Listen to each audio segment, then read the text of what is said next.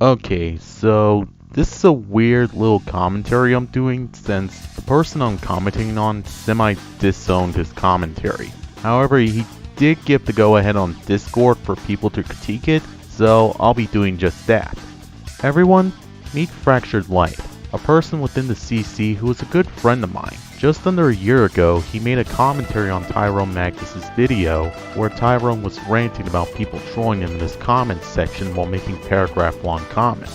When first watching Light's video, I thought it was fine. However, when watching it again, I noticed a few problems with it that I missed on first watching, so we're going to be tackling them in this commentary. I'll also be skipping through quite a bit, but I'll try my best to keep you guys caught up with what's happening in the commentary during my skip cards. So without further ado, let's dive right in.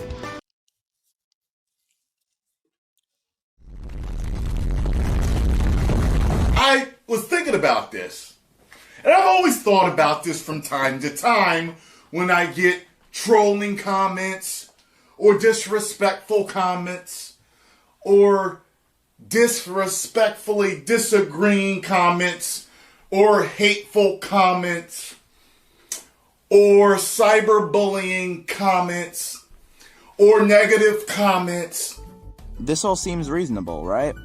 Well, that is until you realize what constitutes as hateful or disrespectfully disagreeing comments. To Tyrone, criticism is either trolling or disrespectful. Now, this point seems okay at face value, because we have seen instances of Tyrone Magnus talking about trolls before, like when he talked about another reactor named FutureXM DC Comics Zone calling him a bandwagoner for Marvel, because he didn't like the trailer for a then upcoming DC TV show. So, the other day, this guy did a video.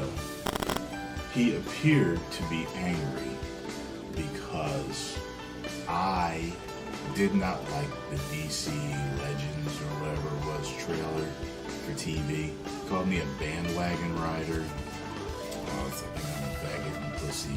However, if you take another look at this point, there are two glaring issues with it. The first problem here is that there isn't any shown evidence, either in screenshots of comments, video descriptions, etc., or in video that suggests that Tyrone Magnus views criticism of his works as disrespectful or trolling.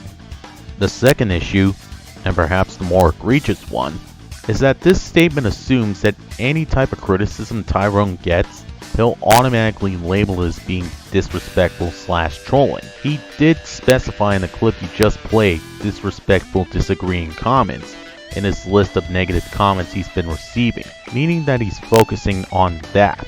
That also means that comments that are respectfully disagreeing with him, he likely doesn't think comes from trolls. While his mentality could be inferred from reactions to previous criticism, like from Josh the Josher, who is brought up later, you don't expand on why you believe he has issues with constructive criticism, which makes your argument an assumption at best.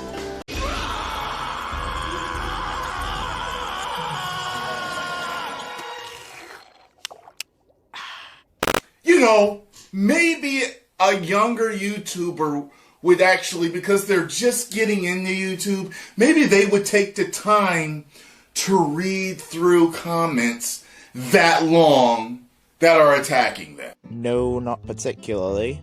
I'm pretty sure there are several YouTubers who are new and don't take the time to read their comments. So, what does that matter? It doesn't mean that there aren't people on YouTube who are new and do take the time to read paragraph-long comments on videos. Sure, you could make the argument that Tyrone doesn't exactly provide any evidence to show that there are people who do that, but then to that, I'd like to remind you that this is basically a hypothetical Tyrone is bringing up to try and give a reason as to why he feels some people on his channel leave paragraph-long comments, so it's not like he automatically has to give examples here. Shark, Pog. Or maybe you're a YouTuber that's dedicated to debating and fighting in your comment section. You know, there are YouTubers that thrive on negativity. That's their shtick. They love it. They like to fight. They like to piss people off. They like to make people angry. Or they just love to debate. And then there are people who want to improve from the criticism that is given in the comment section. Have you ever thought of that? Here's another point that seems good at face value. There are people who do see paragraph-long comments on YouTube and try to improve from them. I won't discredit that. However, here, Tyrone is focusing on another hypothetical for why his haters will be leaving paragraph-long comments on his videos. Again, there seems to be a lack of evidence to suggest he actually sees constructive criticism as people hating on him. So unless there's something in the comments to suggest this, then while your hypothetical is good on paper, it falls flat when given the context of who Tyrone is talking about. Let's do hide and seek! Come find me! I can't be worried with these people that are obsessed with hating on me. I mean, you don't give a reason other than the fact that they hate you. Also, you'll be glad to know that this is a one-time thing, and I don't plan on talking about you again after this. Slight nitpick here, but it feels a bit weird for you to say that your video on Tyrone will be a one-and-done thing during this part. I don't know, I just feel like it could have been better placed towards the beginning of the video in your intro statement, or towards the end in your final thoughts, so the video can gel a little bit better. Outside of that, your point is fine. I actually heard before that it could be a kind of like a strange sexual fascination with me. It's not sexual, bro. Why would they be criticizing you if they had a sexual fascination with you? They'd be vying for your attention all the time. He didn't state that it was a sexual fascination his haters had with him. He just stated that he had heard from someone that with the amount of time they're obsessed with him, that it could be a sexual fascination. I can't be worried with these people that are obsessed with hating on me. It's actually kind of strange. I actually heard before that it could be a kind of like a strange sexual fascination with me. Furthermore, whether or not they're sexually fascinated with him, it really doesn't matter. It's still an obsession they have with him, and they'll be looking for attention either way. This can really weird him out, given the rest of the context. Psychologically, it's some weird shit that some fans have for you, so I just stay away from all that. I don't get involved with it, because then when you reply, they like get their jollies off, and it's strange. Now, I'll grant you that this is probably either poor wording or something off the cusp. Fine.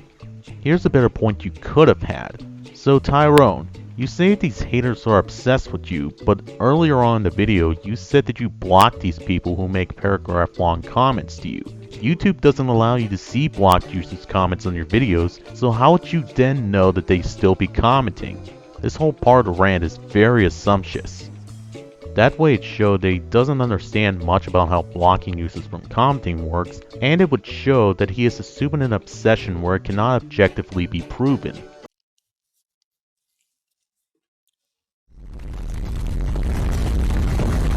Trolls, you have to understand how the comment section works. YouTube has actually gotten really good over the years of getting rid of you, right? So this is what happens. When you even vaguely attack someone, it goes to a held folder. No one else in the comment section that was approved can see your comment, but us, and that's only if we go to our held folder to look at it. That's it. You can write several paragraphs and we never see them. The only reason why I know you're there is that sometimes on new videos, I'll go through the held folder. So you still see the comment anyway, even if you just delete it? This should be obvious, but people comment more often on newer videos. Sure, but you have to look at this on a base-by-base cases. That didn't sound right. Sure, but you'd have to look at this on a case-by-case basis. For instance, if somebody were to upload a video of a cat doing a tongue blep in order to get a piece of salmon from its owner, then it would be unlikely that comments come in that have to be held for review. However, if that same person were to upload a video talking about their stance on abortion and how the murder of a fetus is wrong and inhumane, then there's a greater chance that that person will receive comments that go to the held for review folder on YouTube Studio. And hell, it doesn't even have to be the subject matter of the video that invites those types of comments. These types of comments can appear because of who's uploading the video, a mistranslation in the message people are receiving from the video, or just from people who do it for the memes and the lulz. Furthermore, this sidesteps what Tyrone is saying about how the commenting system works, because while yes, he is the one still seeing the comments people send him, he's saying that if the comments are attacking others, they're held for review so that while the content creator can see them if they choose to go into YouTube Studio, the people watching said content creator don't have to see those comments. When you even vaguely attack someone, it goes to a held folder. No one else in the comment section that was approved can see your comment. But us, and that's only if we go to our held folder to look at it. Now, since all that's left of the video is another decent point by Fractured Light and his brief final thoughts, it's time for my own final thoughts. Now, I do sort of see why you semi-disowned your commentary, Light, and when looking back, those flaws were apparent. Points that work conceptually but don't work in practice, points that don't directly address issues, and a lack of evidence in the times you make the positive claim that Tyrone would view constructive criticism as hateful or trolling. However, for what it's worth, this was still a pretty fun commentary to sit through. You did make some rather decent points at times, and the video was nicely edited despite the editing errors that did occur in your video. But then the second one was of a dude looking at me, and there was my picture in the corner. Oh shit, Joshua, is that you?